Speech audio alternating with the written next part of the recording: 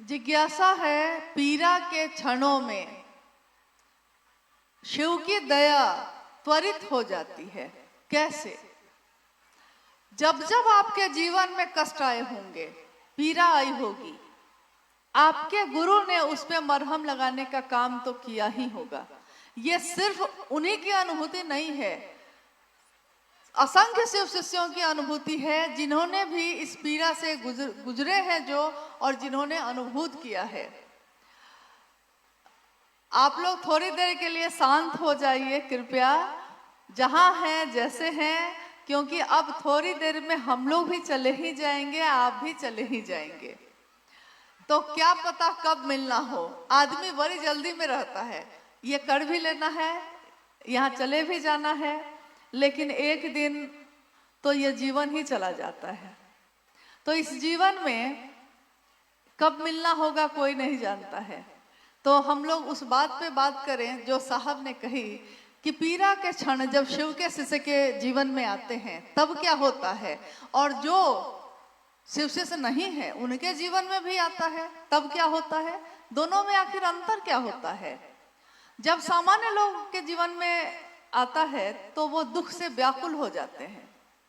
पैसा नहीं है तो चिड़चिड़े होकर चिल्लाने लगते हैं, सुविधा नहीं है तो दुखी होकर बैठ जाते हैं, दुख आया है तो आंसुओं के बोझ तले दब जाते हैं। लेकिन जो शिव का शिष्य होता है, जिसने भी शिव को विचारों में भी अगर अपना गुरु माना है, तो उसके जीवन में होता ये है कि फकीरी में भी अमीरी का मिजाज लाता है।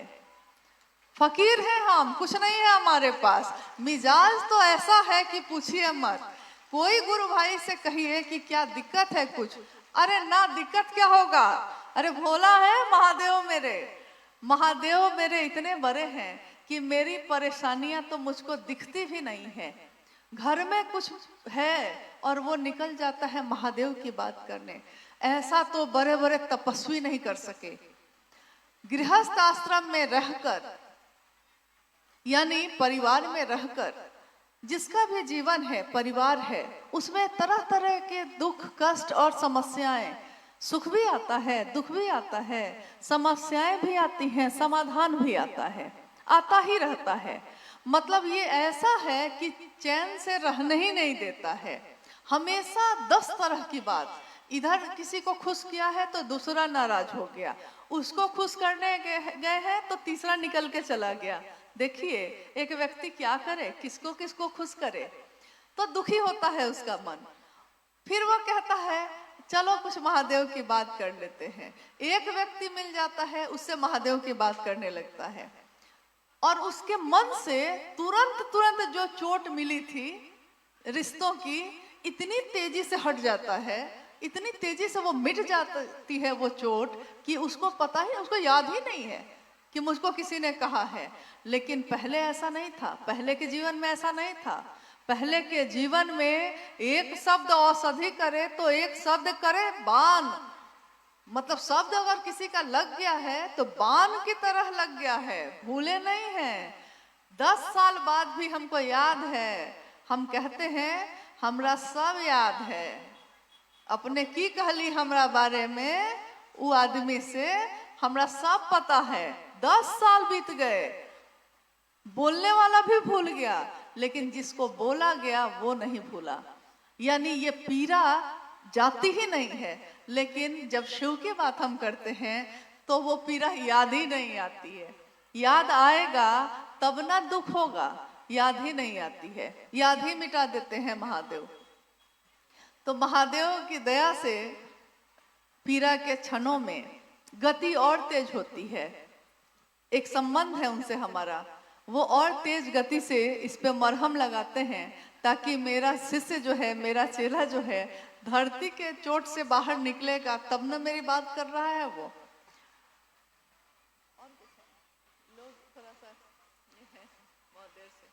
एक जिज्ञासा और है, शिव तुम जागो, शिव तुम जागो, इस वाक्य को समझाने की कृपा किया जाए। ये जिज्ञासा जो अभी पढ़ी गई है, ये भी एक शब्द ही है, लेकिन इस शब्द को बोला था माँ नीलमानंद जी ने। शिव तुम जागो। और उस समय के कार्यक्रमों में इसका बैनर लगाया जाता था, शिव तुम जागो दीदी नीलमानंद लिखा जाता था उसमें। ये शिव कौन है जो जागा नहीं? ये शिव क्या सोए थे? ये जागा जागा महादेव क्यों कहते हैं हम? क्या महादेव सोए हैं? न वो शिव सोया है, न उसकी सत्ता सोई है, लेकिन हमारे आपके हृदय में जो शिव है वो सोया है। ये कैसे होता है?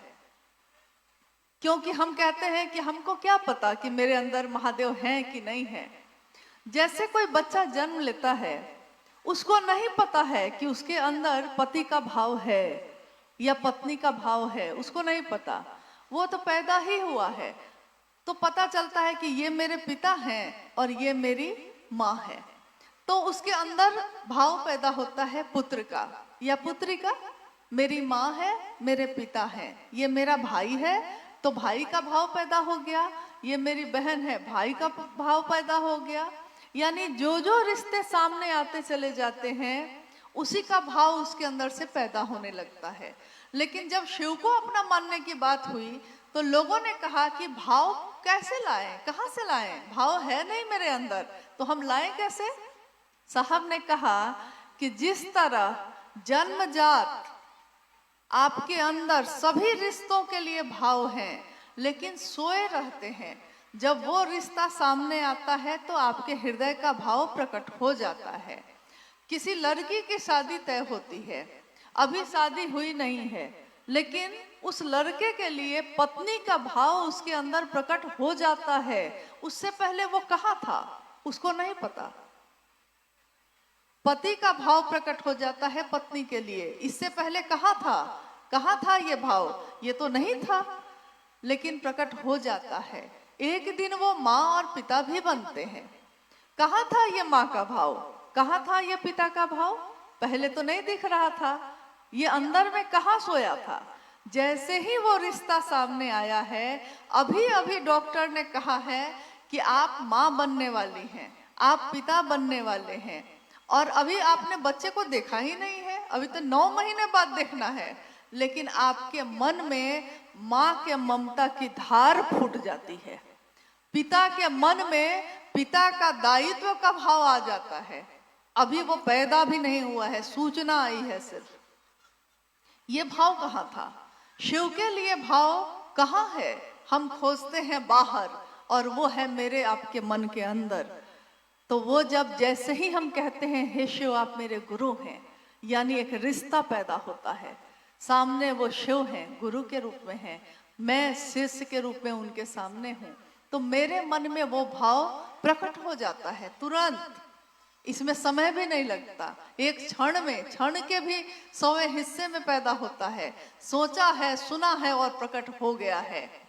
जगत गुरु नमस्तुभ्यम, जगत के गुरु तुमको प्रणाम है। संभवे गुरुवे नमः। इस तरह के कितनी पंक्तियों से ये भारतवर्ष प्रदीप्त है, लेकिन वो सबका है, और अगर मेरा नहीं हुआ तो किसी काम का नहीं है। शिव सार्वजनिक हैं, सबके देवता हैं, देवों के देव हैं, महादेव हैं, लेकिन वो महादेव, महा यानी महा शब्द जो लगा है, यानी अब उससे ऊपर कोई है ही नहीं। इसीलिए आपने देखा होगा शिव के विभिन्न स्वरूपों में महा शब्द लगा है। महामृत्युंजय, महायोगेश्वर, महाऔढ़रेश्वर, महाकापालिक, यानी जितने भी तरह के रूप हैं सब में महा लगा है। और हम कहते हैं कि अब उससे ऊपर कुछ भी नहीं है। तो जब वो शिव चलना चाहेगा तो जगत में आएगा। एक दिन इस सूक्ष्म से स्थूल की उत्पत्ति हुई, एक दिन स्थूल से फिर से सूक्ष्म बनने की बारी है। तो साहब ने कहा, माँ नीलमानंद जी ने कहा कि शिव तुम प्रत्येक हृदय में जागो, शिव तुम जागो। कौन शिव? वो जो सत्ता है वो नहीं, वो जो मेरे मन में तो है, लेकिन प्रकट नहीं होता, सामने नहीं आता। और जिस दिन वो शिव प्रकट हो जाता है, फिर हमारा मन भी वैसा ही विस्तार पाता है। प्रेम और समर्पण, करुणा, दया, ये सब ऐसे भाव हैं कि अगर आपके मेरे मन में हो वो भाव, तो देखिएगा, आप गौर करिएगा कि अगर आपके मन में किसी के लिए प्रशंसा है, किसी के लिए करुणा है, तो आपका मन हल्का होता है। ये आप अपने जीवन में करके देख सकते हैं। आपका मन एकदम हल्का हो जाता है, जैसे फूला सा है, जैसे विस्तार पा रहा है। लेकिन जैसे ही हम किसी के लिए घृणा, नफरत, क्रोध रखने लगते हैं, तो लगता है जैसे अंदर कुछ सिकुड़ रहा है, कुछ खराब सा हो रहा है, अच्छा नहीं लग रहा। तो जैसे ही हम कहते हैं शिव आप मेरे गुरु हैं, यानी वो शिव विराट से भी विराट है। विराट तो कुछ भी नहीं उसके सामने। ये सारे सृष्टि जिसकी इच्छा से पल प्रतिपल चल रही है, बन रही है, चल रही है, टूट रही है, वो महादेव हमारा आपका गुरु है। साहब के शिव से मिलने की बात करिए, शिव से ही मिलना है, लेकिन कौन शिव? जो हमारे मंदिरों में है, जो हमारे पूजा घर में है तो वही शिव, लेकिन हम मिले नहीं थे उससे, दूर से ही देखा था। पूरी दुनिया के लोग उस महादेव के नजदीक होने का साहस नहीं कर सके थे। उनको लगता था महादेव तो बहुत बड़ी सत्ता है, हम जैसे सामान्य अति सामान्य लोग उन तक कैसे जाएंगे? हमको आता क्या है? संस्कृत नहीं आती, श्लोक का जप नहीं आता, साधना उपासना नहीं आती, मंत्र का जप नहीं आता हमको, तो हम कैसे उस महादेव तक जा सकते हैं? क्योंकि कुछ करेंगे तब न पाएंगे।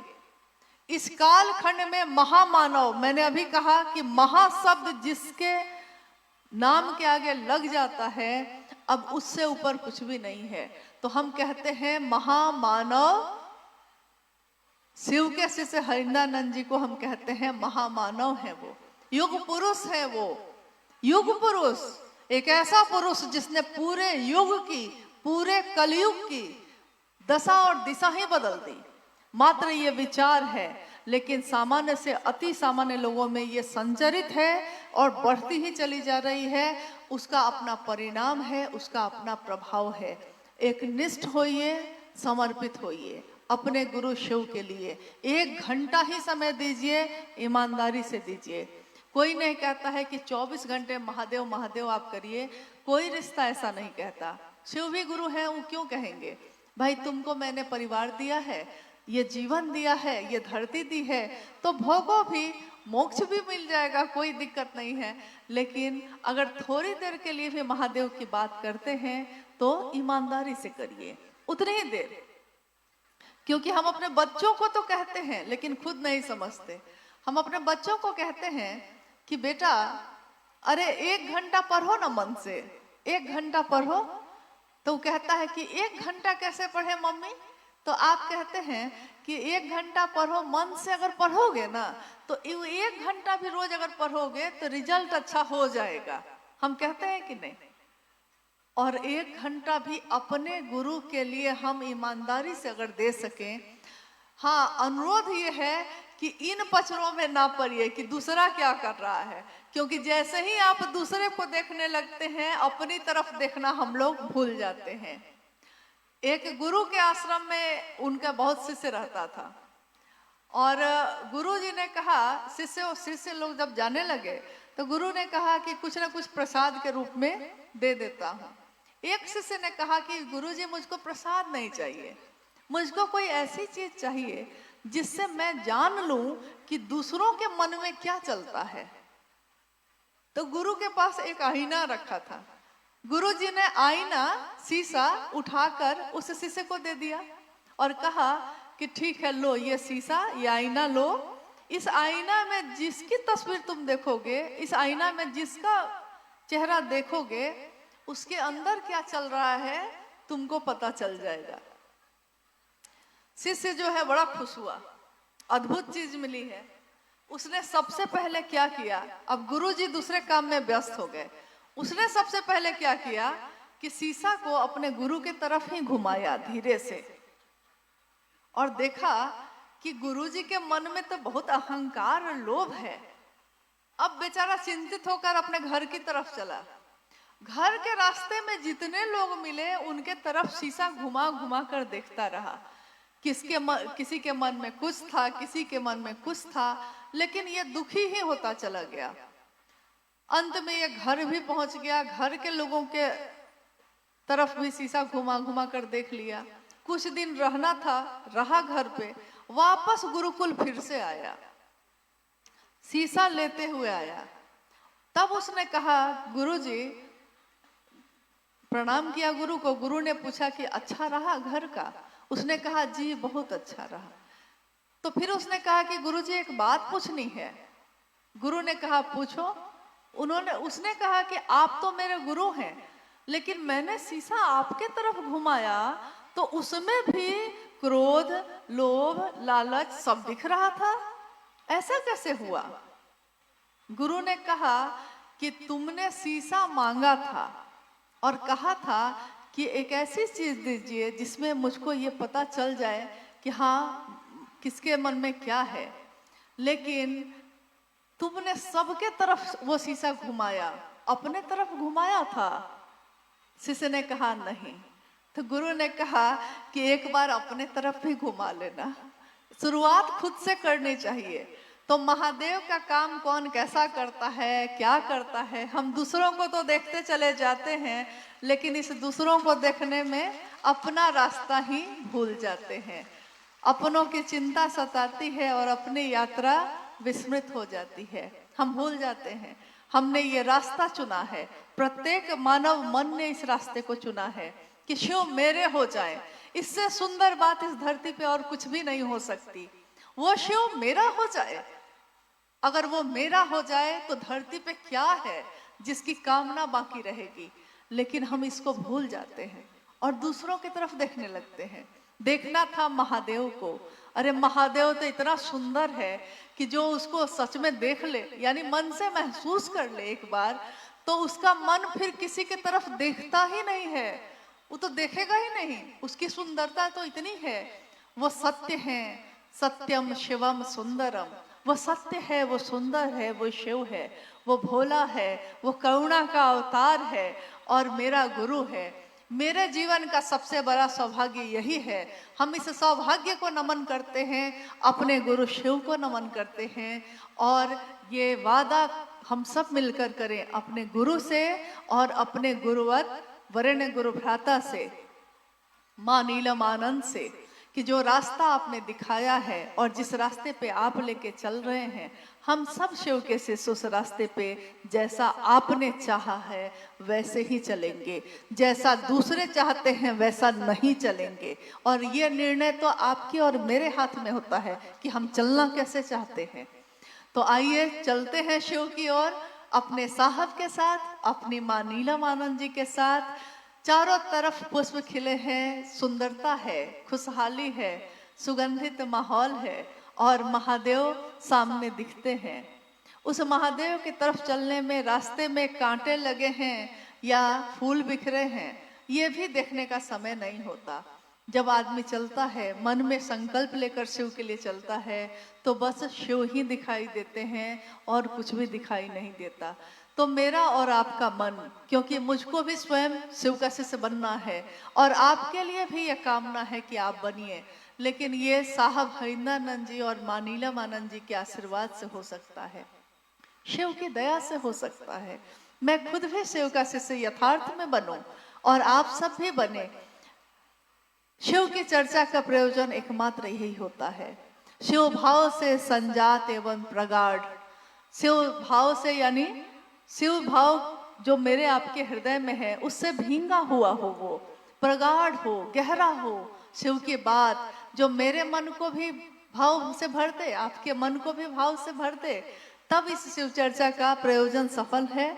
और महादेव की दया बनी रहे, बरस रही है, बरसती ही रहे। शिव की शिष्यता व्यापक और व्यापक होती जाए। कोई घर ऐसा नहीं बचे जिसमें उसका दिया न जल रहा हो। आप सभी के चरणों में प्रणाम है। आप सभी से अब हम लोग विदा लेते हैं, लेकिन आप लोग एकदम धीरे धीरे जाइएगा, क्योंकि ऐसा ना हो शहर के लोग परेशान हो जाए। साहब ने हमेशा कहा है कि शिव के शिष्य लाखों की संख्या में भी शहर से गुजर जाएंगे, लेकिन शहर को पता नहीं चलेगा, इतना धीरे धीरे आराम से जाइएगा। आप सभी को मेरा प्रणाम।